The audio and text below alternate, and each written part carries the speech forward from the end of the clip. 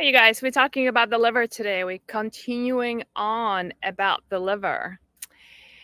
So, there's a couple of reasons why we've dedicated the whole of January to liver health. If you follow us for a while, you know that having a really functioning, well functioning liver is one of the prerequisites for having a really good hormonal balance. Second reason is so hormonally, you need a good functioning liver. That was one of my biggest aha moments when I was on my own journey and discovered that I had estrogen dominance, and I was surprised that my liver wasn't optimally detoxing me from the estrogens, and that was the day when everything changed.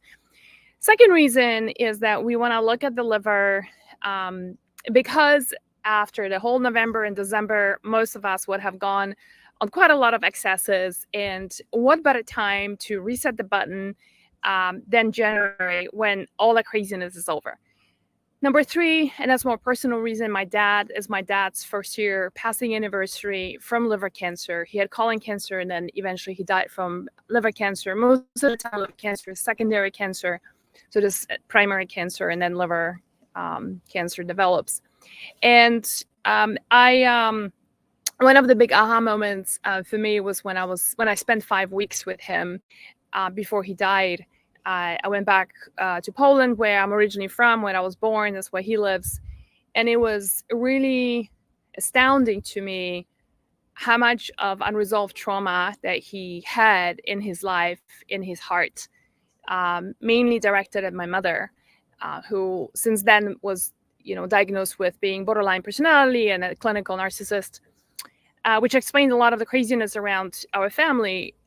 But it's also a trauma that he never got over until the very, very last moment he kept talking about it. So there's one video that I did that I shared with you guys. If you scroll through Facebook or Instagram feed, there's me showing how to smile to your liver, putting a hand over your liver, and the liver in traditional Chinese medicine is considered an anger organ. So storing anger, not releasing anger, could be a contributing factor towards developing liver issues.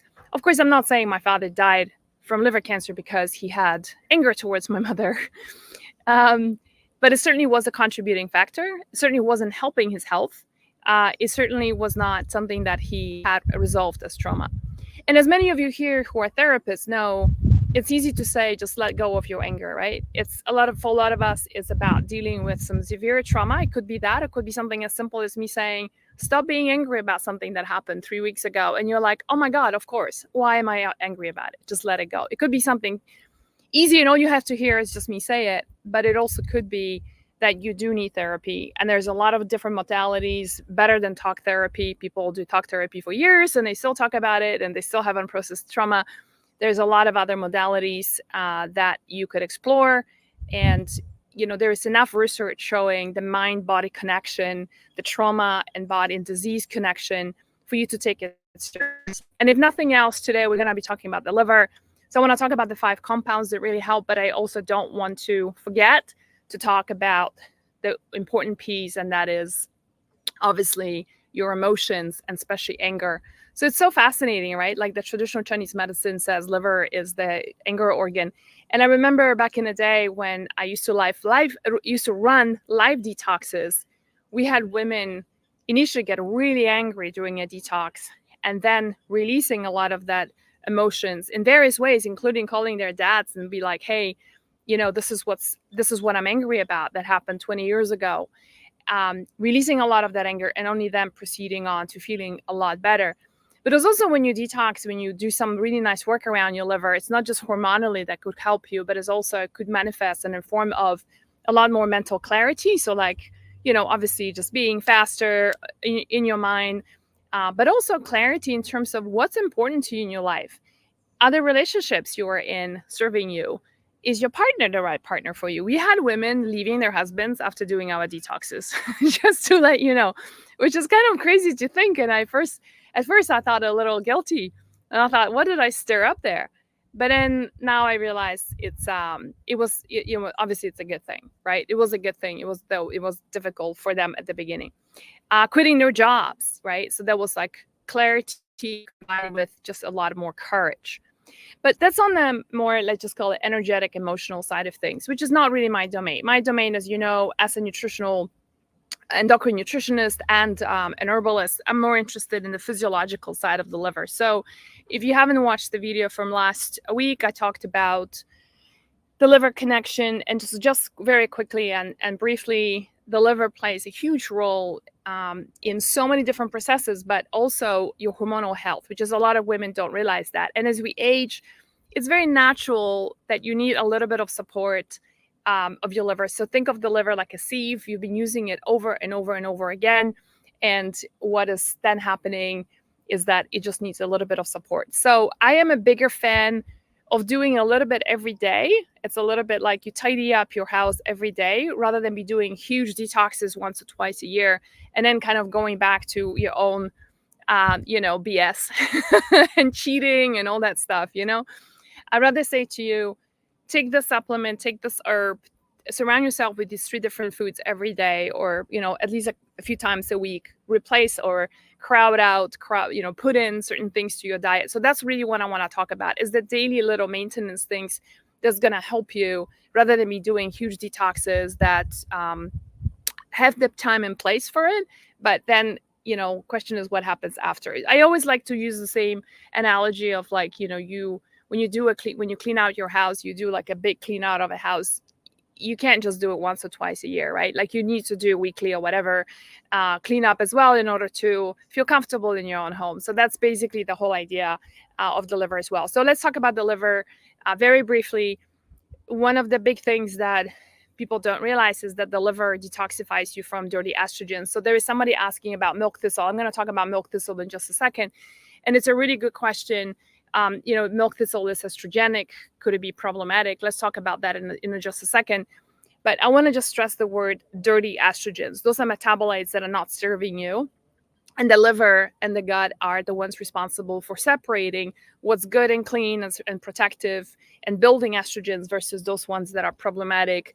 I just call them dirty for simplicity. And we eliminate that. You basically poop your estrogens out. So the liver has to be functioning with that. Of course, you don't want to be constipated ever.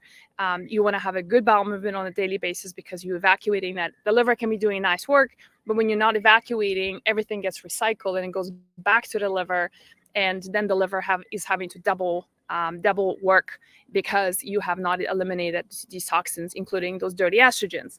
Interestingly, also, the liver plays a role in converting the T4 hormone to T3. So for those of you who are on thyroid meds, if you're just taking T4, it's the gut and the liver that convert it to T3. T3 is the active hormone that actually gets into your cells, and so it gives you nice hair and good mental function and energy and nice, healthy weight and all of that good stuff, right? So a lot of women who work on their liver suddenly go into who are on thyroid medication, who support the liver, suddenly they can go into hyperthyroidism, right? And can you guess why that happens?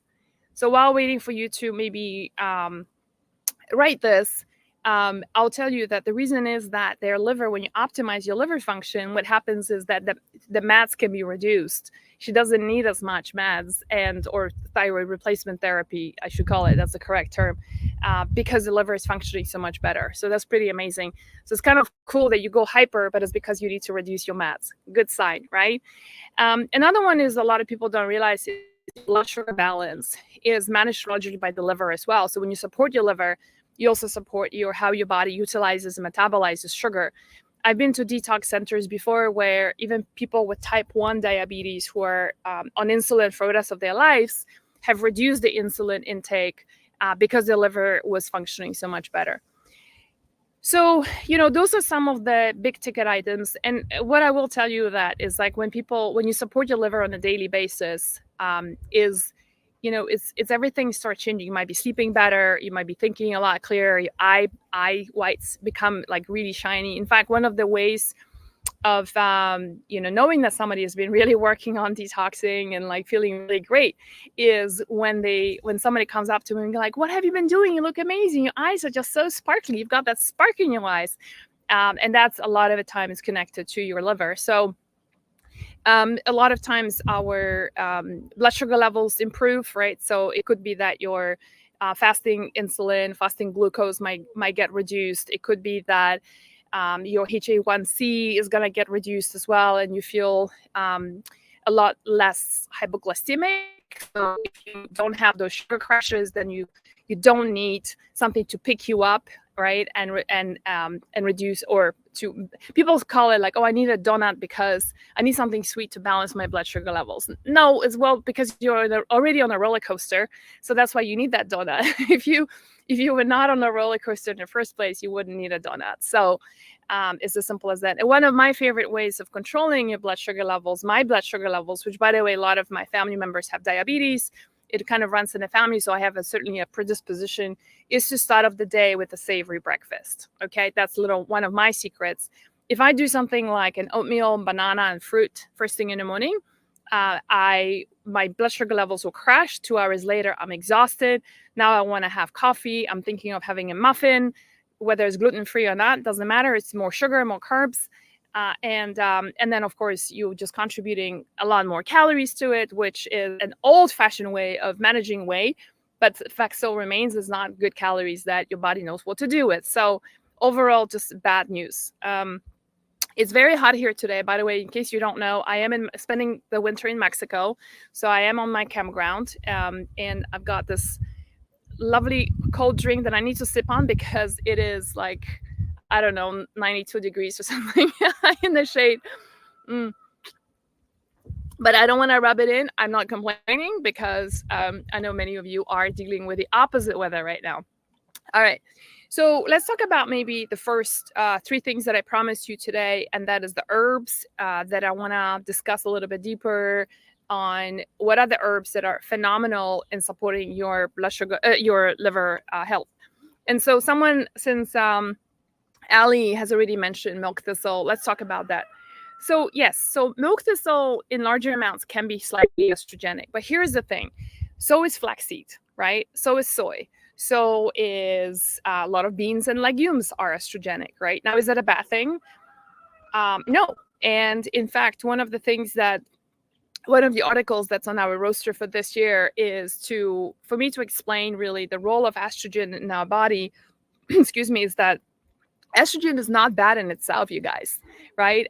We need estrogen as women to function correctly.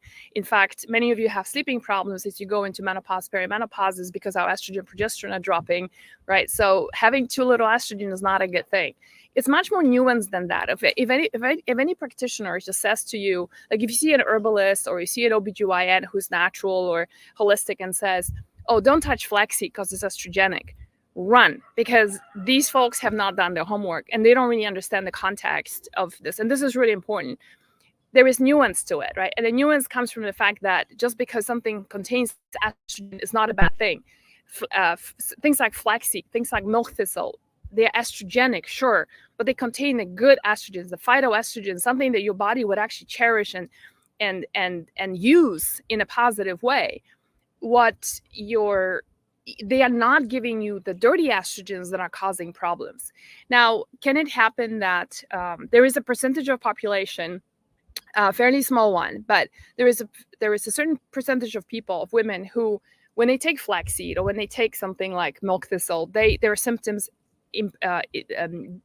worsen, right? And so the question is why? And I've done a lot of research around it, and what I found is that as everything else gets broken down in the gut, and there is a lack of certain type of bacteria, and unfortunately I cannot find out what bacteria that is. I contacted that research organization to find out what exactly it is, and they never responded to me. The point is that when you don't have, bottom line to me, the way I look at this is that when you lack diversity in your gut microbiome, you're not breaking down things correctly, and not just phytoestrogens like from milk thistle or from flaxseed, but probably from a lot of other things. And that way, you're not able to metabolize them correctly and poop them out, right, and eliminate them. And hence that something like the phytoestrogen, the innocent phytoestrogen from flaxseed or milk thistle, can suddenly become a problem, and you're probably converting them to too many dirty estrogens. So the other thing is also, like, if your liver is functioning properly, then this is not an issue at all. So I have personally never seen women having terrible problems with milk thistle. Also, remember one thing with herbalism: more is not better. Okay, a lot of times people go like, oh, if McDonald's says take milk thistle 2 capsules, right, from one of our products actually that has milk thistle is called the daily liver detox, right? And I call it daily liver detox is because it's a supplement you can take every day to support your liver, and it's a little bit at a time rather than be doing these crazy deep detoxes where you're starving yourself or doing crazy things. So the milk thistle, so let's just say, somebody's very ambitious and you're like, January, I'm starting it fresh. Everything is a new start this year. And you go like, I'm going to just double up the amount, right? Don't do that. It's an herb. It's something to be, reckoned with. Herbs can be, um,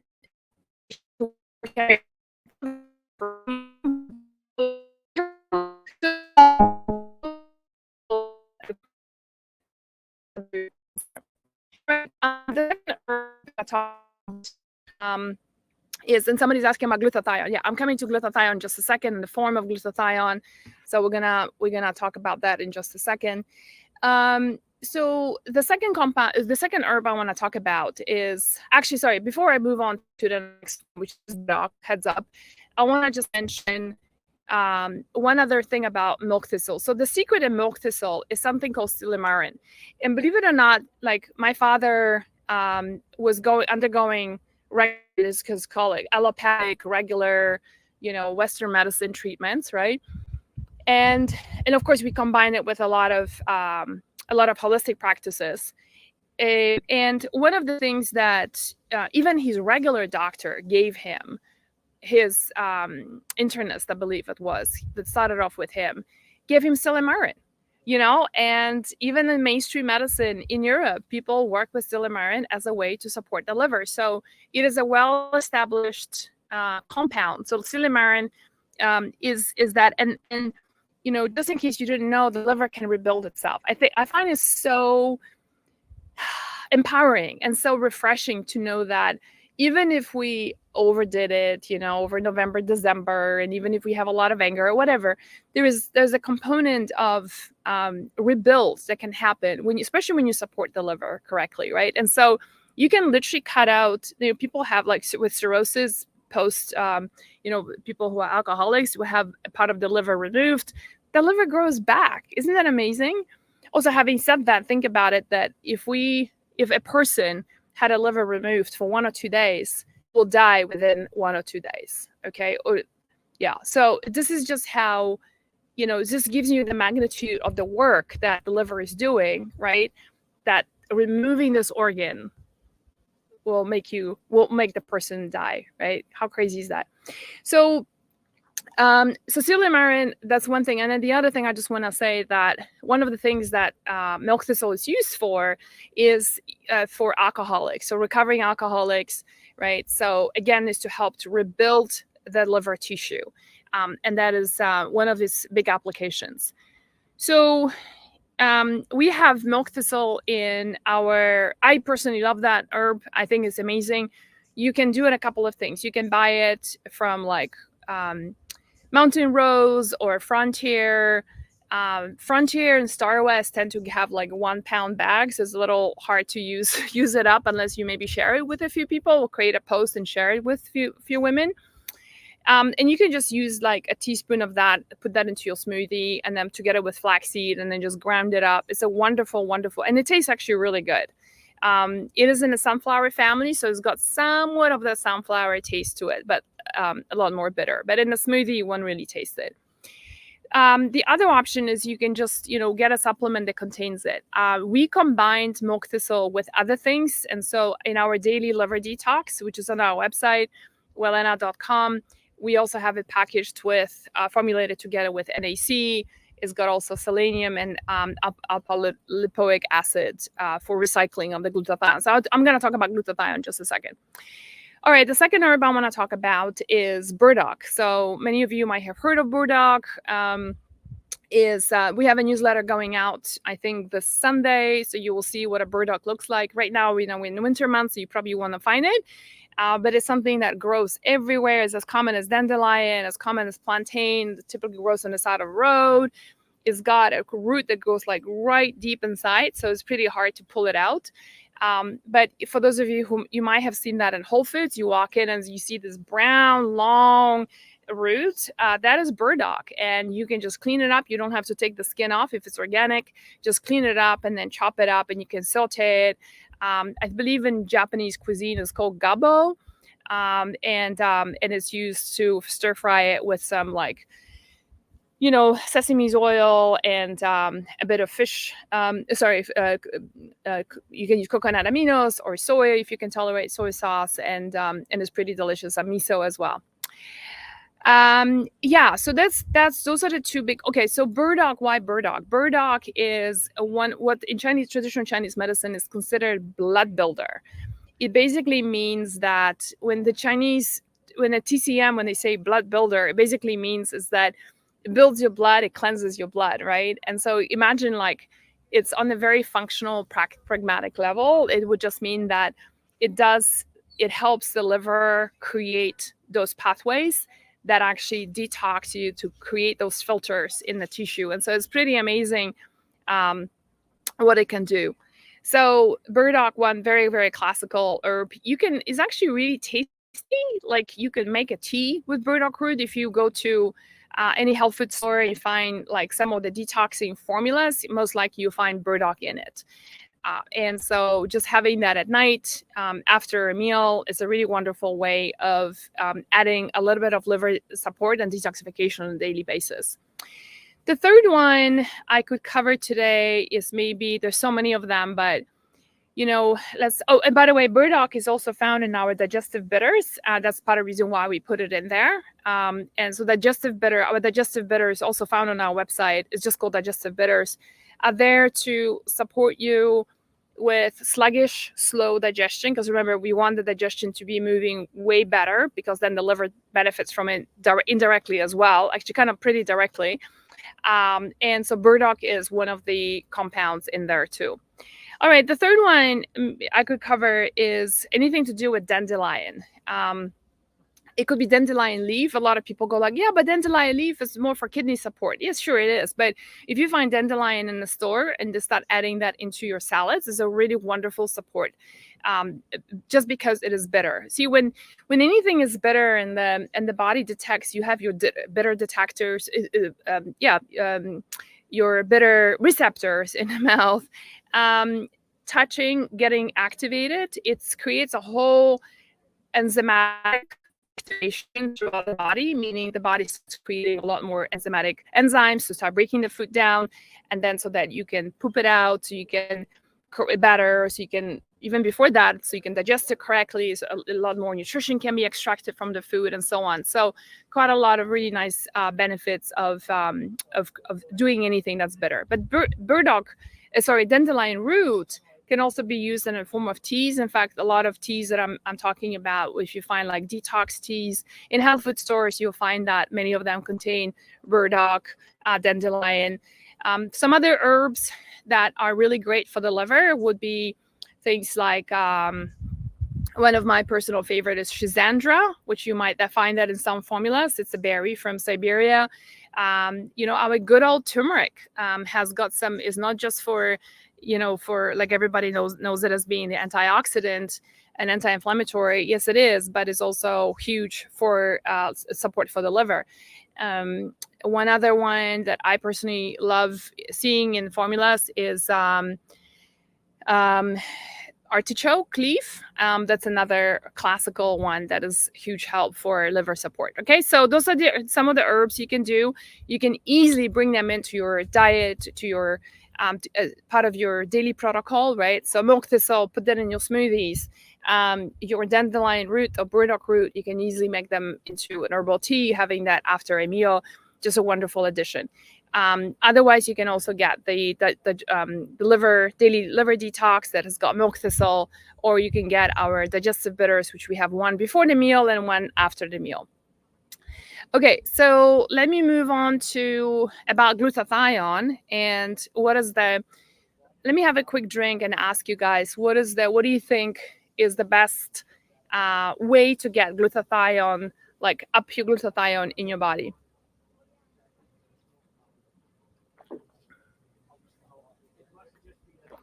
I'm gonna take a look at, and yes, I take glutathione, not glutathione. I'll tell you in a second what I take.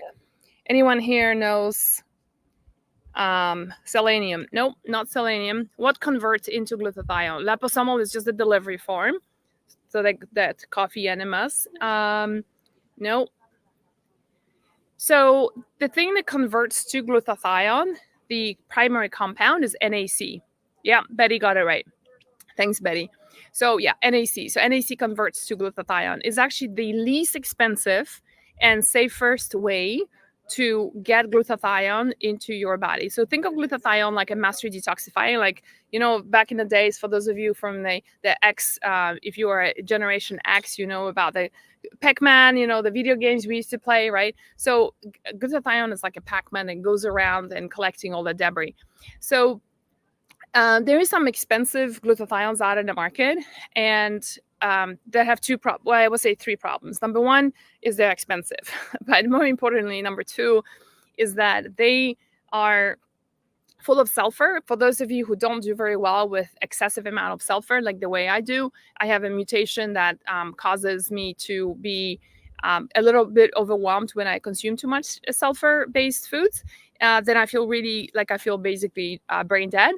And number three, which is most important one, is that most of the products in the market with glutathione get degraded by the stomach acid. So by the time it reaches the small intestine, and that where it's going to be absorbed is largely destroyed. So I would not recommend glutathione directly. And some of them, like I said, they're very, very expensive supplements. The easiest and the cheapest way to up your glutathione in your body is to take NAC.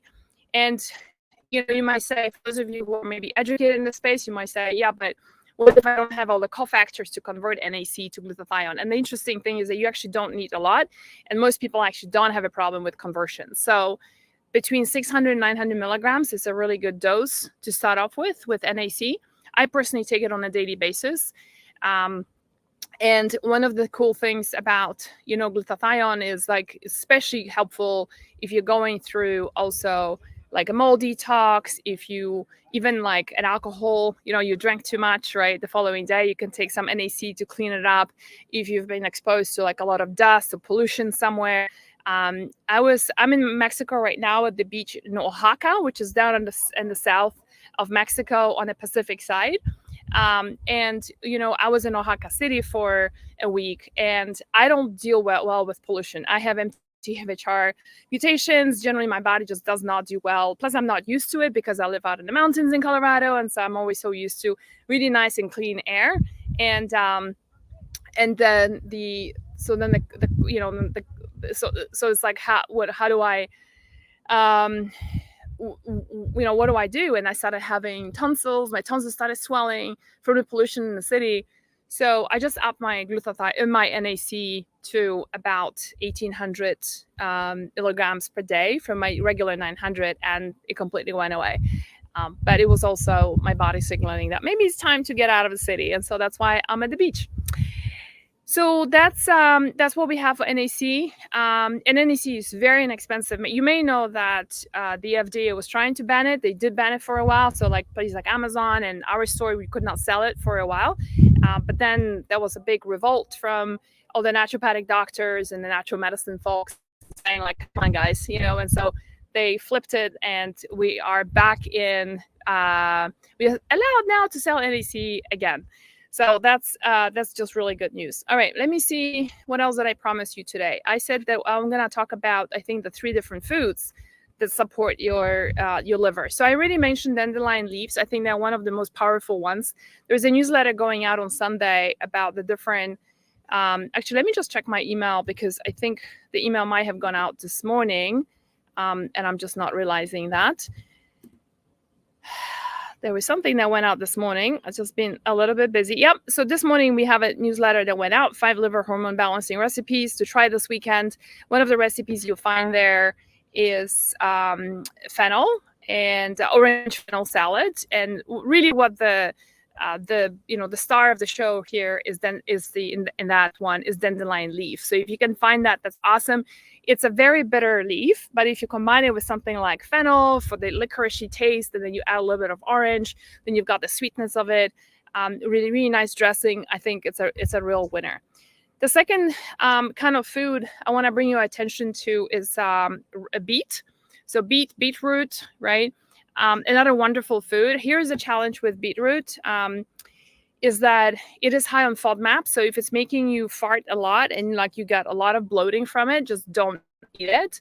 Number two is that beet is extremely high in oxalates. So again, like if you start having, you suddenly you start juicing the beet and eating beet soup and whatever because Magdalena said so, and you start feeling off, like your joints are hurting, you might be having pain when you're peeing, you might be feeling like your brain isn't functioning so well anymore, your hormones are off, right? Like something is really shifting, then stop, because it could be that you're just not processing oxalates correctly, and beet is contributing to that. But if you don't have that problem, then beet is a wonderful way of incorporating into your salads. There is a beet recipe that just went out this morning with a recipe, and it's a really great one to use for in winter. One other thing I want to mention is broccoli sprouts, third kind of food that you can incorporate. And in the recipes today, we have broccoli sprout shot, which is basically it's got the broccoli sprouts in it, and then we are juicing it and then adding a little bit of salt and lemon to it, and it's a shot, so it's not something you're sitting there savoring and drinking all day long. It's just a shot that you're doing. Why that? Because sulforaphane is one of your liver superstars. It's one of the binders in the liver. The liver is going to be really loving you for. It's also going to support your sulfation pathway, which is one of the pathways that evacuates estrogens and binds up estrogens. And so really great one. You can also be adding, your broccoli sprouts into salads. You can chop them up and put them on top of a soup. Just do not cook them. That's really, really important. They do not like to be any temperature changes that is too high. There is a temperature change to a certain degree. I made a video about it. If you warm them up put them into a pretty warm water, then you actually tripling the sulforaphane content. Here's one thing I just want to mention about that, because I eat broccoli sprouts on a daily basis. On a frequent basis. I'm in Mexico right now. I can't find them everywhere. And I'm in a camper van, so there's just no way I'm going to grow them. But if you are, we've shared so many times recipes on how to grow your own. And I still think there's so many benefits of doing that. The challenge with broccoli sprouts is that we have found a paper when we were working on formulating our supplement. We worked with supplier, because I wanted to really make sure that the sprouts that we're getting from them, the seeds that we're getting from them, are very high in sulforaphane. And when we started doing the research, they showed us a paper that was showing that sulforaphane content in broccoli sprouts can vary from super high, and that's what we are sourcing, to like very low. And it's got nothing to do with organic or not organic, your farmer's market, where you're getting it from. It was just all over the map. And so like I said, I don't care. I still do it. But if you are in that bandwagon where you're in that group of women who want, sulforaphane is also used for, by the way, it's also considered in natural medicine as breast cancer stem cell killer of breast cancer cells, right? So it basically kills the stem cells of breast cancer cells. How amazing is that? And there's tons of research on that. So this is beyond that. Now I'm talking about a little bit beyond liver health. But so if you are dealing, like if you're someone who's dealing with breast cancer, that I would suggest, if you want a formula, a standardized, amount of sulforaphane that you need to get delivered, then consider then a supplement. Like in our store, we have something called Broco Power, and that is a standardized amount of sulforaphane in it. So just FYI, okay? But otherwise, please do consider adding sulforaphane and broccoli sprouts into your diet. Okay, so let's do some Q&As. Nuspera is saying, if you have a sulfur-sensitive, it will be hard to take. That's actually not true. A lot of people with sulfur sensitivities actually can tolerate NAC way better than they can do glutathione. What is your protocol to remove mold from the body? So I will share it once I'm done with it. I paused it because I'm in Mexico, and so I was doing not just supplements, but also I modified my diet to like no sugar, no grains, and all that. And when I'm in Mexico, it's like, how do you say no to tacos? You know what I mean? So I'm gonna be like, so I paused it, but I already got my results. I'm already like significantly lower in most of the markers. So I'm gonna continue on when I get back to Colorado in May, and then or in June rather, and then I'm gonna do it for another 3-4 months, and then I'm gonna retest, and I want to show you the before and after, so you really know the protocol actually works rather than me just talking about it. Okay, so let me see, what questions do you have? Let's try to keep it to liver health. And maybe let me ask you, what have you guys been doing to support your liver? And it doesn't have to be big things. It can be something really small. Like, for example, I mean, remember one thing, it's like, even if you just cut down on alcohol, even when you cut down on sugar, you're already supporting your liver. It's not just about like taking all these things that I'm talking about. You can just by avoiding highly toxic, just getting off gluten is gonna be a saving grace to your liver. So don't beat yourself up if you haven't been doing a lot of these things I'm talking about here. Yeah, coffee and enemas can be great as well, but I want to talk about simpler things because not everybody has the stomach for coffee enemas. But yes, they are really great in getting glutathione up. It helps supporting the liver. What is my breakfast? I actually filmed my breakfast today, and then I'm gonna do more reels just to show you guys, like, over a week, like what are my breakfasts. But and really, I'm in a camper van, so if I can do this in my camper van kitchen, you can do this in your fancy kitchen. Okay, so I will be showing you, I'll do some reels and be sharing that a little bit more, what I'm doing. But in short, I'm really just doing dinner foods for breakfast. And a lot of days I do intermittent fasting, so I typically have dinner at about 5 o'clock, not later than 6, and then I don't eat until about 10-11 o'clock. So that gives me a nice 16 hours of fasting, intermittent fasting. However, if I feel hungry, if I'm feeling weak, I break a fast and I just go back to eating. I listen to my body. I think that's really important to recognize that and honor that, and not just go by, just be pushing it too hard. Okay, so let me see. All right, questions. Why do you do intermittent fasting? Well, Google it. Intermittent fasting for women is just a lot of reasons. The biggest one is that it really supports your immune system. This is where the autophagy get most active when the body is in a state of fasting. There's also helps you with blood sugar regulation.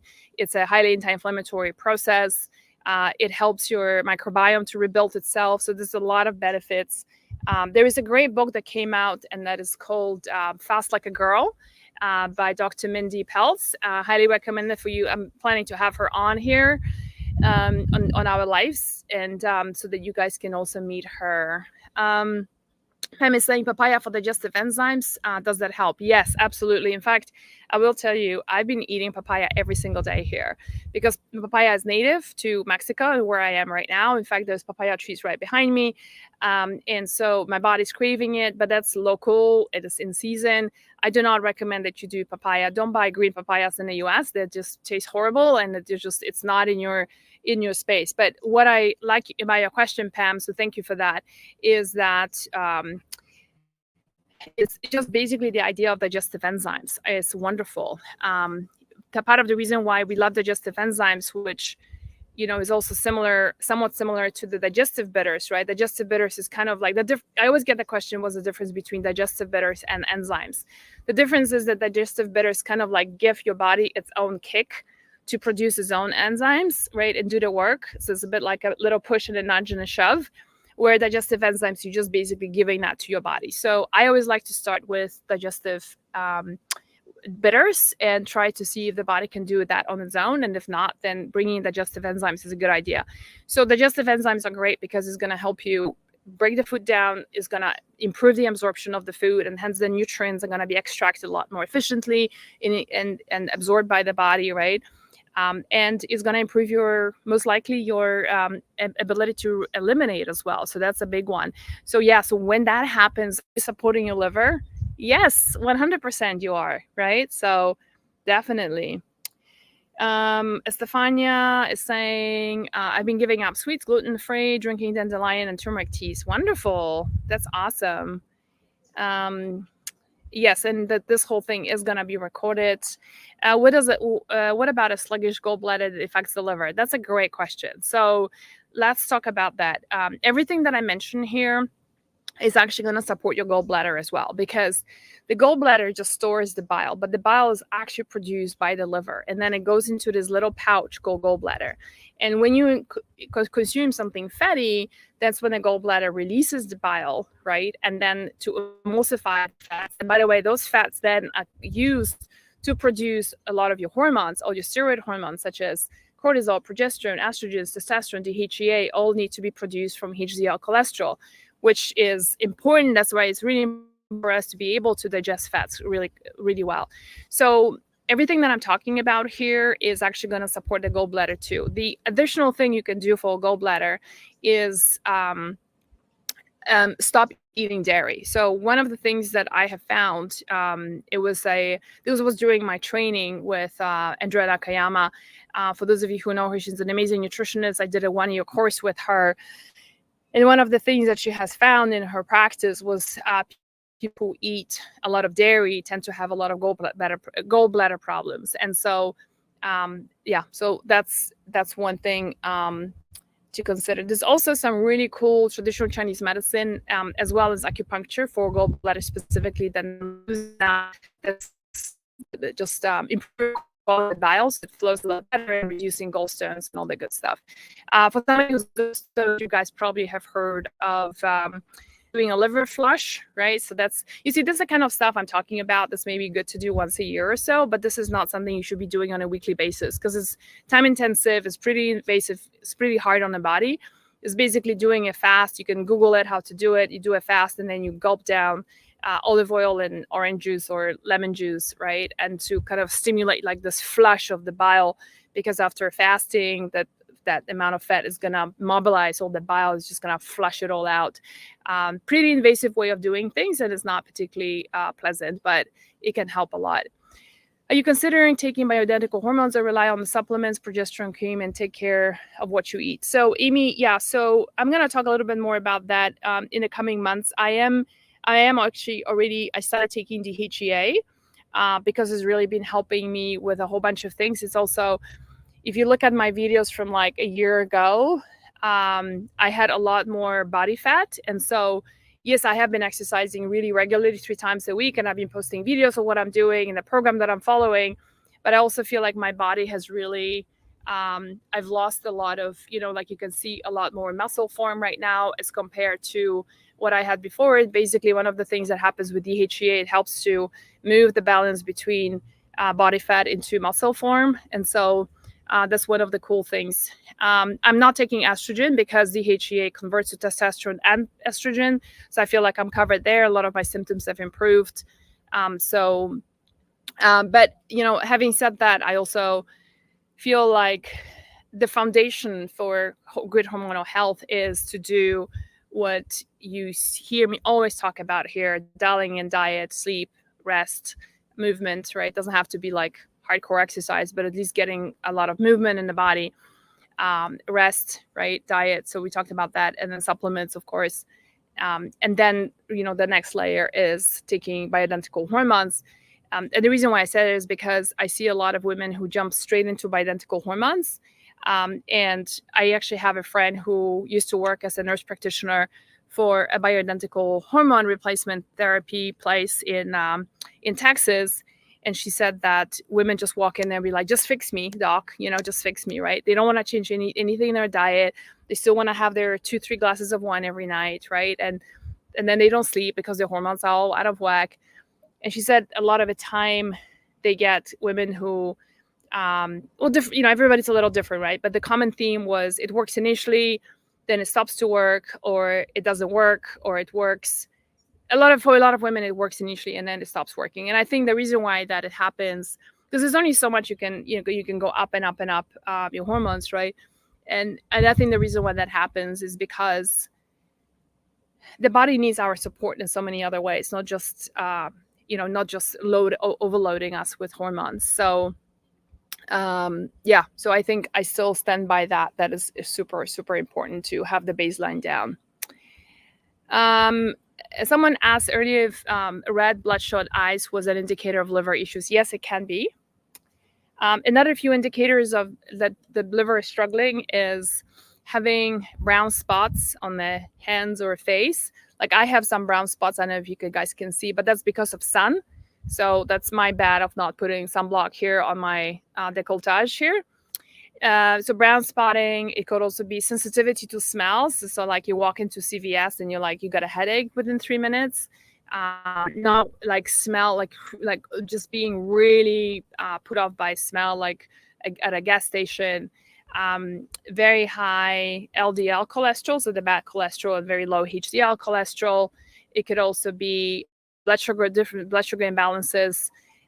Sensitivity to actually two bioidentical hormones is another indicator of problematic, or potentially having issues with the liver, right? So, instead of like you take progesterone, instead of making you feel better, you actually feel worse.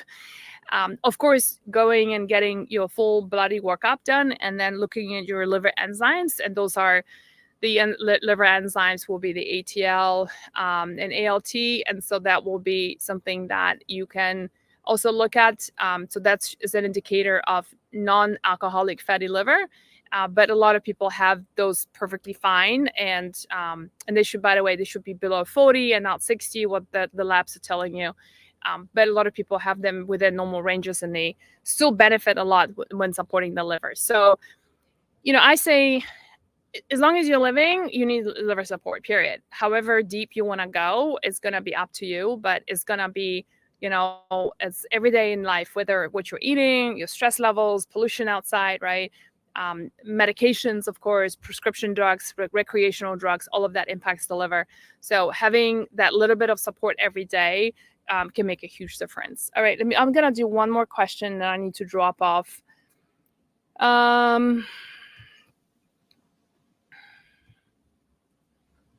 Okay, so I think, what do you think of metformin for sugar regulation? Yeah, so you need to research that. It's a lot of people find it very helpful for sure, right? But is also there's a lot of side effects to metformin. You can read up about it online, and I think there's some really great other options like alpha lipoic acid, like cinnamon, gymnema. Just to name a few. Those are all natural ways of regulating your blood sugar levels. In fact, we have one supplement in our store that has all of those. I think it's called, I'm blanking out right now what it's called, but if you just look at our store, wellena.com, you find under blood sugar balance, you should be able to find it there. Is DHEA safe for long-term use? Yeah, so that's another piece of article that I want to do this year is going to be about safety of bioidentical hormones. So before I come out and tell you what I'm taking, obviously if it wasn't safe, I wouldn't be doing it, right? And so especially with my family history of a lot of estrogenic cancers. And so Glucomaximus, by the way, it's called the supplement we have in our store. And the whole idea of Glucomaximus is for you to balance your blood sugar levels in the most natural ways possible. I'm going to do an article about that. So stay tuned. If you're on our mailing list, then you will see the article coming out. The DHEA converts to estrogens, of course, and testosterone. So that's obviously the estrogens part can be, it has been historically very problematic and very, I think I should say perceived as being problematic and perceived to, I think there's just a lot of fear that the WHI, Women's Health Initiative, has created. And so I think it's time to correct all of that. And that's one of the articles I plan to write this year to debunk it. And it's not to say that, when women say, yeah, but I know somebody who was taking identical hormones and she developed breast cancer. I mean, it could be that she would have developed breast cancer anyway, right? So think about that.